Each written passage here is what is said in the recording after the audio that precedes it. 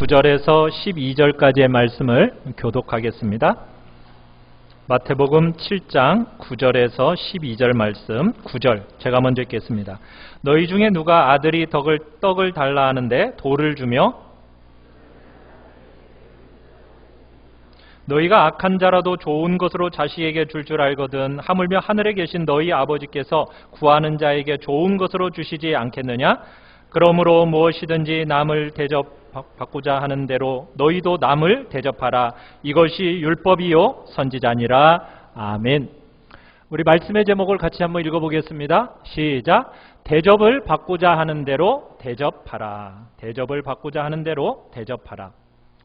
우리가 지난주에 기도의 원리와 방법과 자세에 대해서 주님으로부터 두 가지 권면을 받았습니다.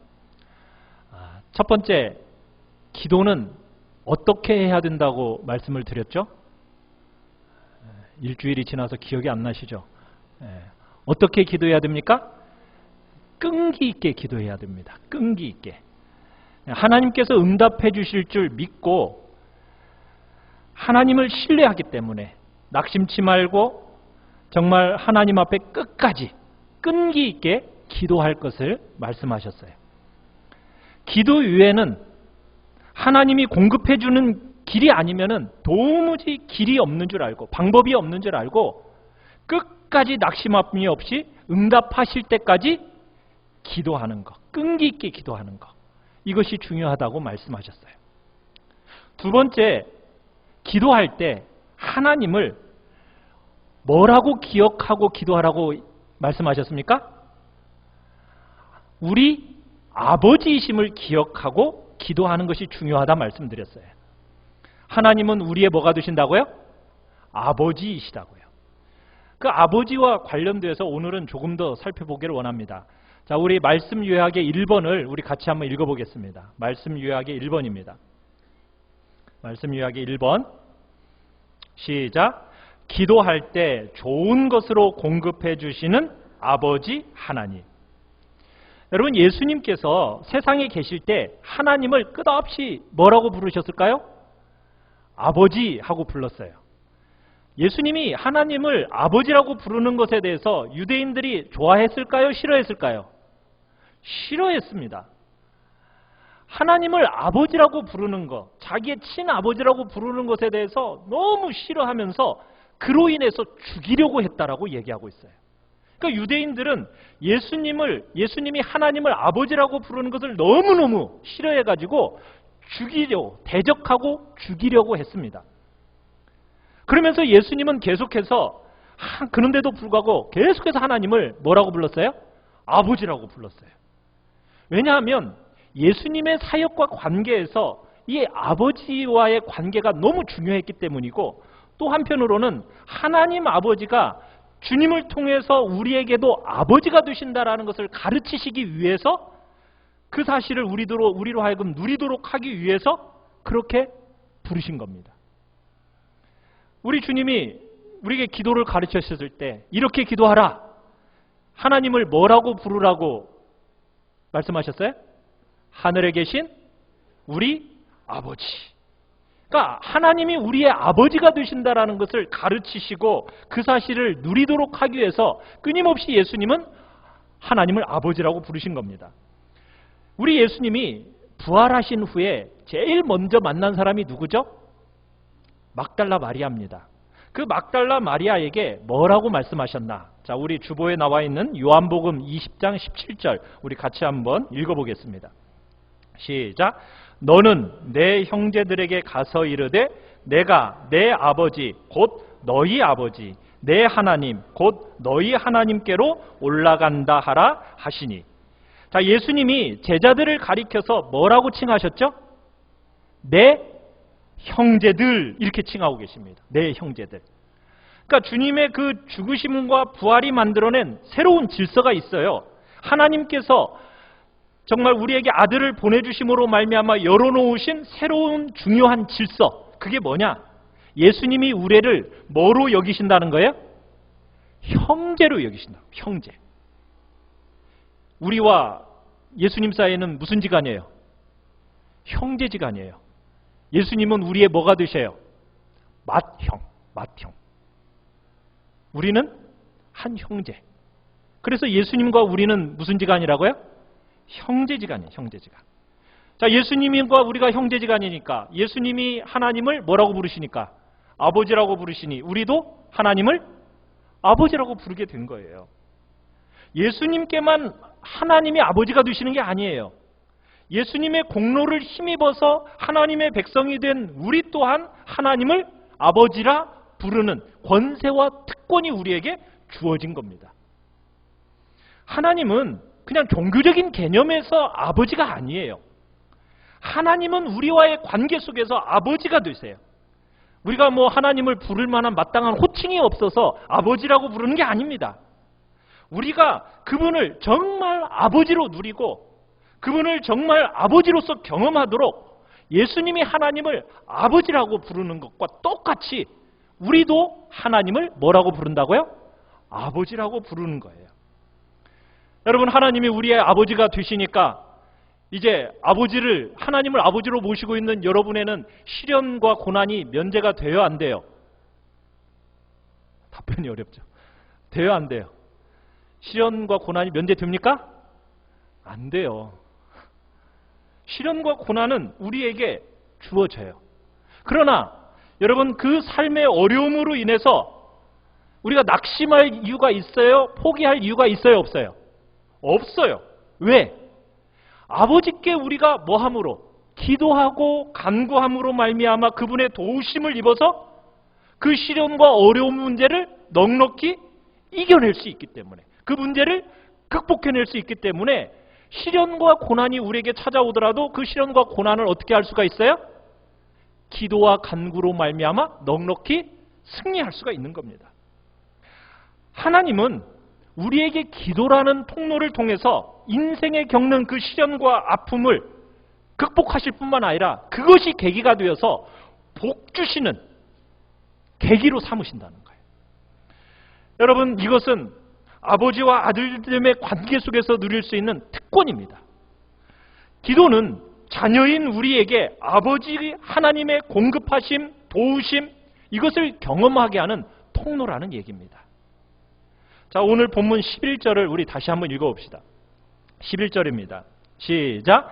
너희가 악한 자라도 좋은 것으로 자식에게 줄 알거든 하물며 하늘에 계신 너희 아버지께서 구하는 자에게 좋은 것으로 주시지 않겠느냐.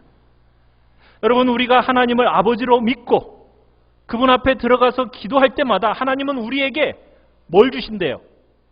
좋은 것을 주신대요. 좋은 것. 여러분, 좋은 거 주신다고 하니까 여러분이 구하는 대로 다 주신다는 얘기일까요?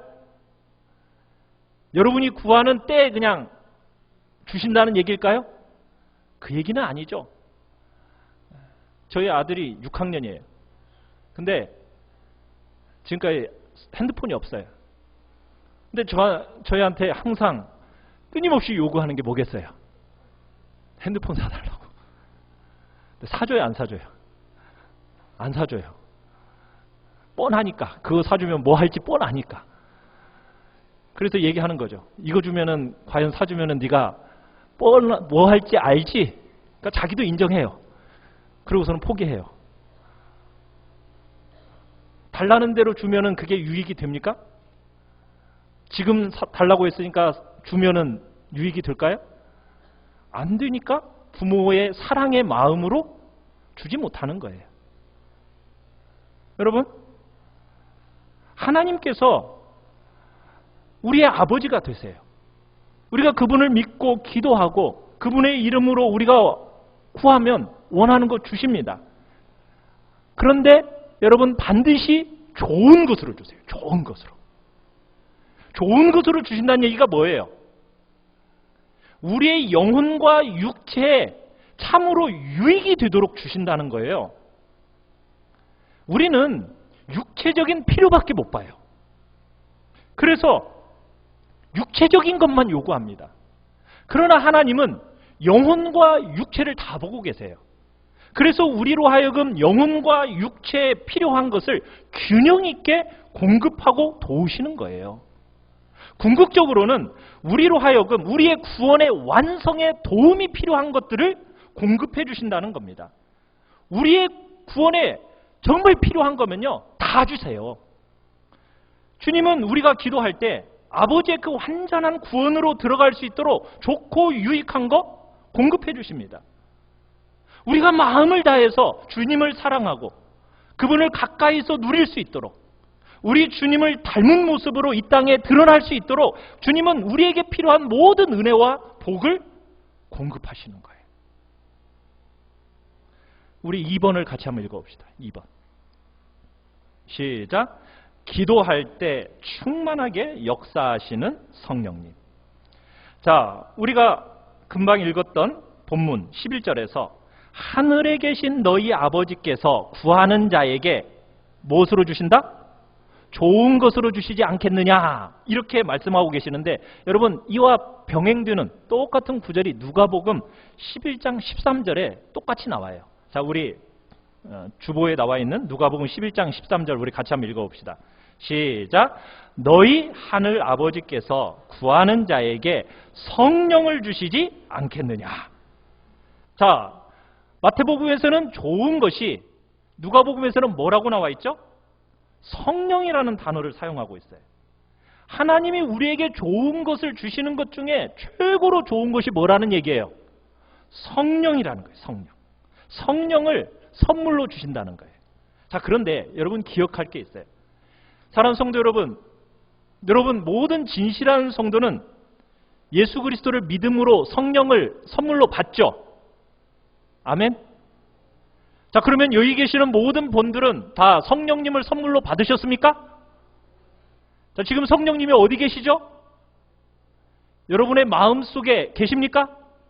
그죠? 예수 그리스도를 믿음으로 말미암아 성령님이 여러분 마음에 내주해 계십니다. 위대한 사람들에게만 성령님이 임하는 게 아닙니다. 예수 그리스도를 믿는 진실한 모든 성도들에게는 모두 그 마음속에 뭐가 계신다고요? 성령 하나님이 계십니다. 자, 그런데 누가복음에서는 기도할 때 성령을 선물로 주신다고 그러잖아요. 그러면 이건 도대체 무슨 얘기예요?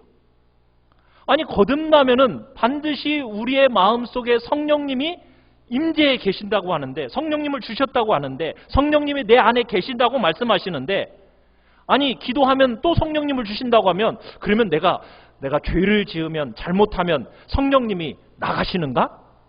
그러다가 내가 기도하면은 다시 내 안에 성령님이 들어오시는 것인가? 맞아요, 틀려요? 이해가 안 돼요? 맞아요, 틀려요? 틀립니다. 성령님은, 예수 그리스도를 믿음으로 내 안에 들어와게 있어서 내주하시는 성령님은, 한번 들어오신 성령님은 들어갔다 나왔다 들락날락 해요, 안 해요? 안 해요. 내 안에 절대로 나가지 아니하시고 내주해 계십니다.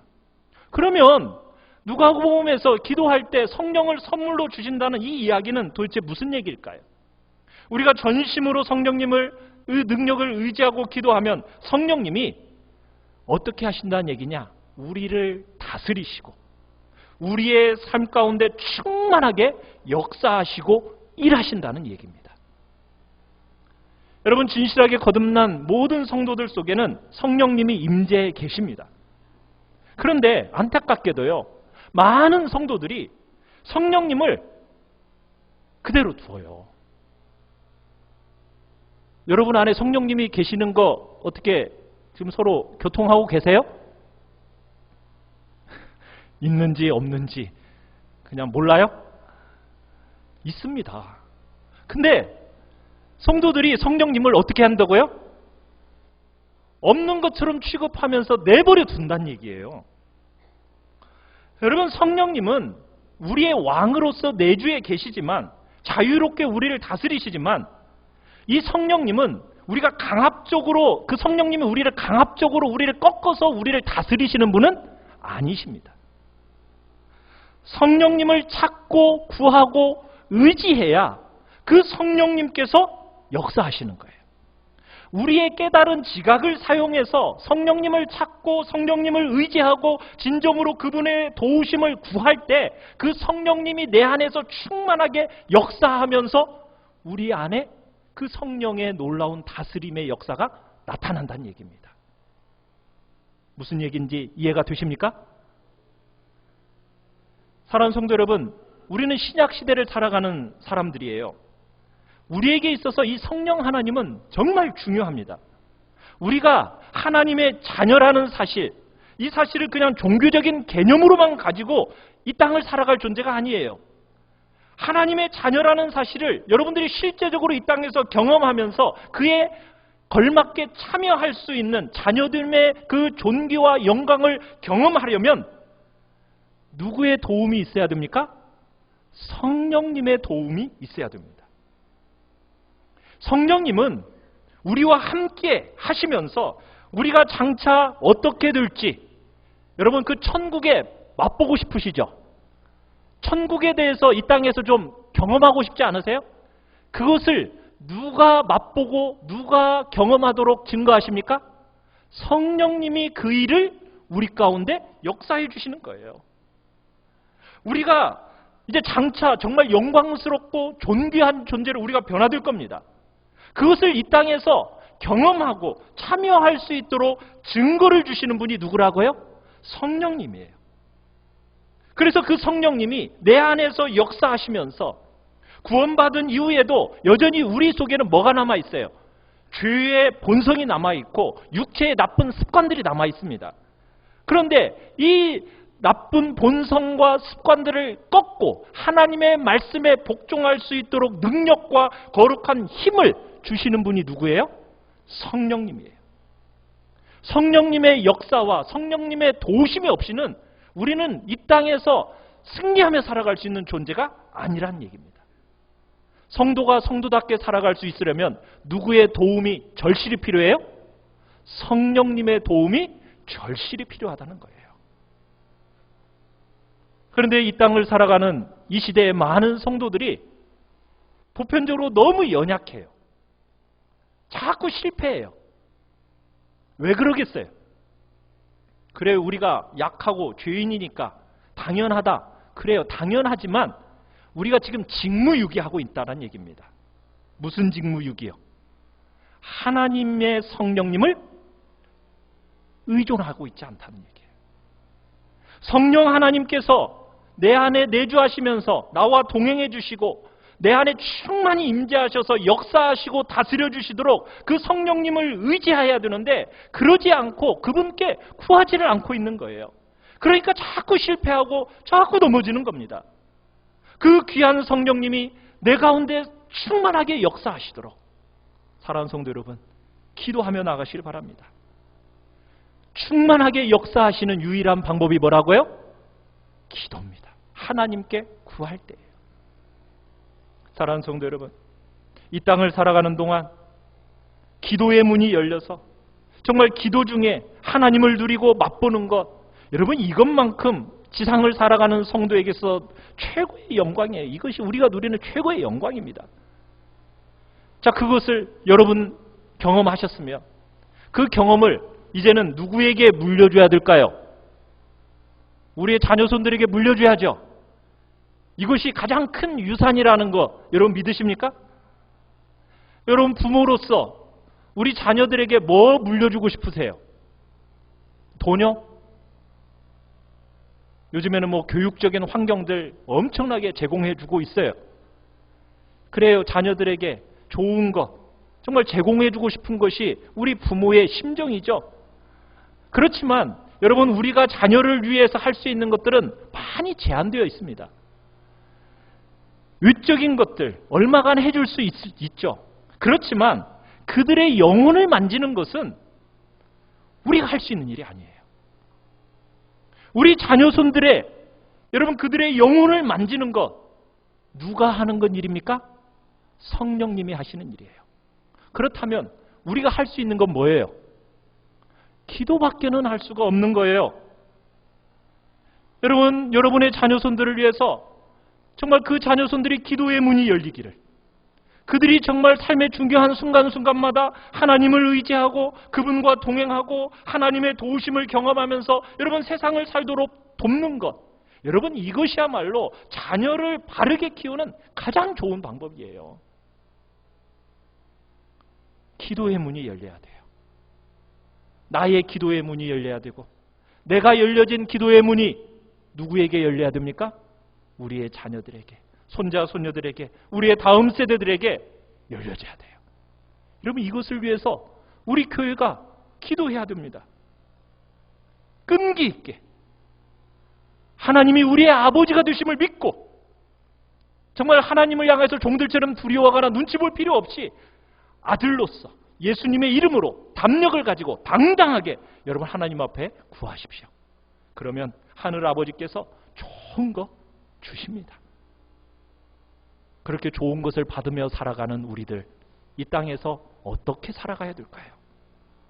자, 우리 3번을 같이 한번 읽겠습니다. 3번입니다. 시작. 내가 대접받기를 원하는 대로 남에게 행하라.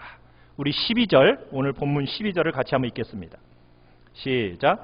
그러므로 무엇이든지 남에게 대접을 받고자 하는 대로 너희도 남을 대접하라. 이것이 율법이요 선지자니라.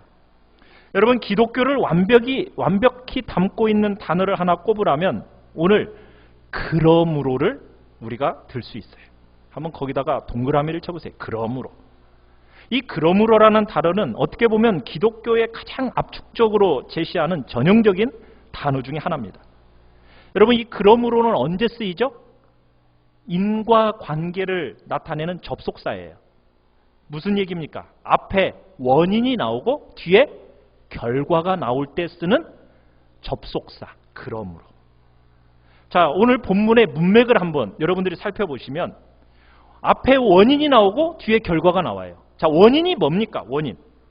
그러므로 앞에 나오는 원인이 뭐죠? 우리가 기도를 통해서 하나님의 풍성한 공급과 도움을 우리 삶에 받음으로, 그 삶의 도움이 있으므로, 그러니까 이제는 그 결과로서 뭘 하라? 진리를 깨달은 사람다운 삶을 살아라. 너희가 하나님의 그 풍성하신 공급을 따라 그 누리면서 살기 때문에 이제는 남에게 대접받고 싶은 대로 나 역시 남에게 대접하겠다.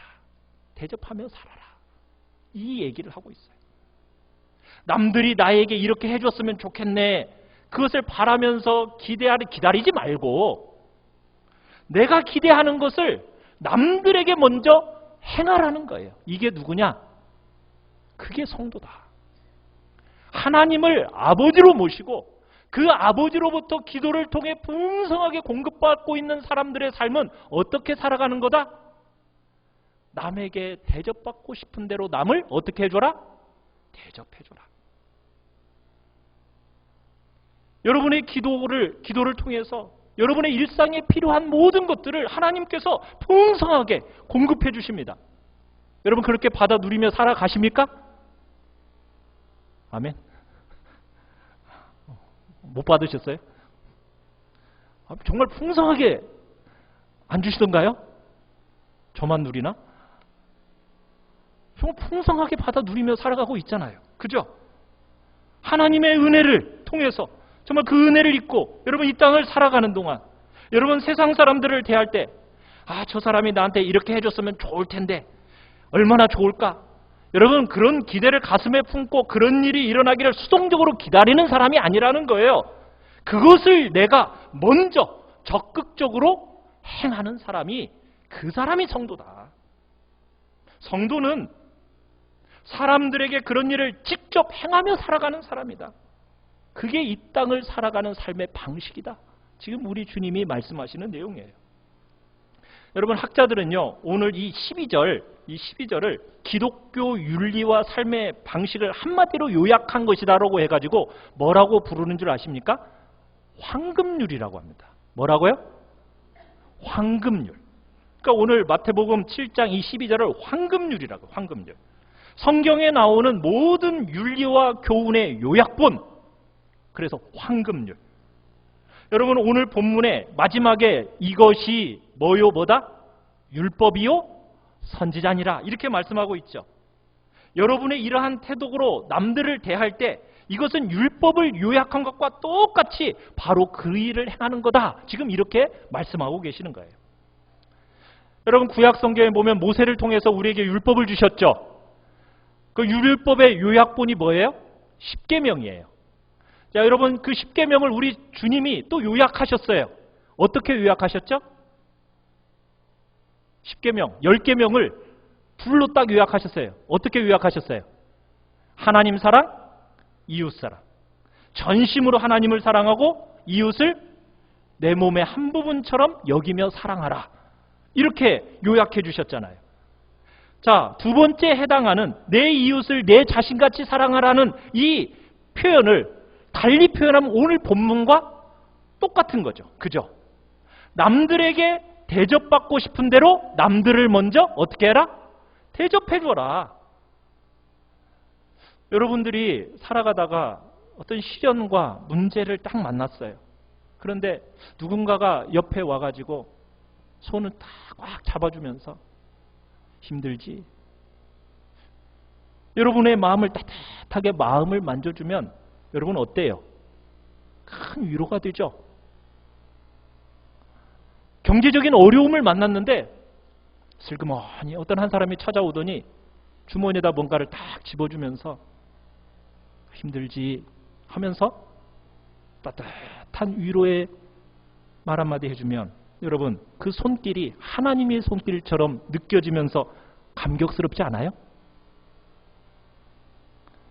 이 시대는 정말 남들을 짓밟고 막 그 위에 서려고 하는 치열한 경쟁 사회인데 그 사회 속에서 정말 내가 연약하고 허물이 막 드러났는데도 불구하고 나를 따뜻하게 감싸주고 믿어주고 붙들어주는 그 한 사람이 딱 있으면 어때요? 우리의 마음이 막 위로가 되고 힘이 되지 않습니까? 그죠? 바로 그런 것처럼 교회에 왔어요. 처음 왔어요. 정말 낯설어요. 아는 사람도 없어요. 그러니까 움츠러들잖아요. 어색한 분위기니까. 근데 누군가가 다가와서 맞아주면서 관심과 사랑이 묻어나는 말로 딱 다가오면 따뜻한 힘이 되지 않겠어요? 그죠? 누군가 나에게 대접해 주기를 원하는 바로 그거. 그거 기다리지 말고 네가 가서 직접 행하라는 거예요. 직접 행하라는 거예요. 누군가 내게 그렇게 해줄 거 기다리지 말고 내가 먼저 그렇게 사랑하라는 거예요. 그것이 바로 이웃을 몸의 한 부분인 것처럼 내 몸의 한 부분인 것처럼 사랑하는 구체적인 표현이라고 주님은 지금 우리에게 말씀하고 계시는 거예요. 사랑하는 성도 여러분, 왜 우리가 이렇게 수많은 눌림과 상함이 있습니까? 그 핵심이 뭐예요? 한번 잘 보십시오. 우리가 얼마나 이 황금률을 무시하고 살아갑니까? 남들이 내게 뭔가를 해주지 않는다고 불평하며 살아가는 것이 우리의 모습이지 않습니까? 주님은 남에게 대접받고자 하는 대로 남을 대접하라고 그렇게 말씀하시는데 우리는 늘 나한테 이렇게 안 했다고 그들의 잘못을 꼬집으면서 이야기하며 살아가는 것이 우리 아닌가요? 내가 이렇게 된 게 어렸을 때 우리 부모가 나를 이렇게 저렇게 키워가지고 내가 상처가 많아서 이래. 아유, 내가 그냥 결혼을 어떤 놈하고 해가지고는 정말 배우자가 이래가지고는 내가 이렇게 속상하다니까. 아니, 저 자식놈이 나한테 전혀 관심도 안 가져. 여러분, 사람들의 말을 유심히 한번 살펴보세요. 다 뭐예요? 하나님의 이 황금률하고 대비되는 내용이 우리의 입술에서 자꾸 나온다는 거예요. 다른 사람 이야기를 왜 이렇게 많이 하고 다른 사람에 대한 이야기를 좋은 말 하면 얼마나 좋아요. 나쁜 얘기는 나쁜 얘기만 해요. 형식적으로만 좋은 말 하죠. 그러나 본론으로 들어가 보면 그 안에 다 부정적인 말이에요. 그게 바로 우리 사회죠. 교회 안에서도 그런 일들이 지금 비일비재하게 일어나고 있어요. 이처럼 귀한 황금률의 말씀을 들을 때 여러분 동의됩니까? 그래요. 우리는 동의는 해요. 그러나 정작 그렇게 사는 사람은 찾기가 힘든 것이 바로 현재 우리의 모습이라는 거예요. 성경은 말씀을 듣고 아무리 동의해도 여러분 말씀대로 행하지 않으면 아무 소용이 없다는 거예요. 그저 그냥 귀로 듣고 동의하고 여러분 그렇게 사는 것이 아니에요. 그렇게 살지 않으면 여러분 아무런 유익이 없다라는 것이 우리가 이제 다음부터 보게 될 말씀의 내용들입니다. 자, 우리 4번을 같이 한번 읽어보겠습니다. 4번입니다. 시작. 죄의 결과로 빚어진 왜곡된 자기 사랑에서 벗어나라. 자, 황금률을 제대로 지키지 못하는 이 현실 앞에서 아유, 왜 성경대로 좀 살지, 왜 살지도 그렇게 못해, 왜 외식해, 여러분 그렇게 비판하거나 정죄하기에 앞서서요, 우리가 한 가지를 정확히 봐야 할 게 있어요. 그게 뭐냐면 사람의 본질이 어떠한가입니다. 사람의 본질. 자, 사람의 본질은 뭐예요? 죄인입니다. 모태에서부터 죄인으로 태어나요. 그런데 참 우리 성도들조차도 이 죄라는 개념에 대해서 너무 종교적으로 해석하려는 경향이 있는 것 같아요. 근데 여러분, 죄라는 것은 종교적인 얘기가 아닙니다. 사람의 실존에 대한 얘기예요. 사람은 타고난 죄인이기 때문에 가장 치명적인 문제가 우리 안에 있어요. 그게 뭐냐? 잘못된 대상에 대한 왜곡된 사랑입니다. 우리가 삶 가운데 죄로 인한 이 해악 중에 하나가 뭐냐? 잘못된 대상을 잘못된 방식으로 사랑하는 거예요. 사람은 원래 누구를 사랑해야 되죠? 누구를 사랑해야 됩니까? 사람은 말씀 좀 해보세요.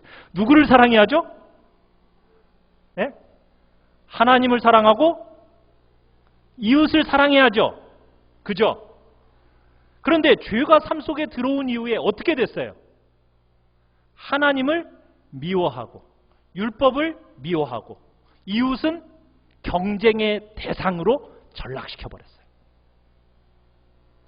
이웃은 경쟁에서 짓밟아서 일어서야 하는 대상으로 바라보게 됐다는 얘기예요. 이웃은 어떤 대상인데? 섬기고 사랑해야 할 대상인데, 하나님과 이웃은 섬기고 사랑해야 할 대상이에요. 그런데 그 사랑의 대상이 누구에게로 향했어요? 자기에게로 향했어요. 자기에게로. 그리고는 왜곡된 방식으로 사랑하게 됩니다.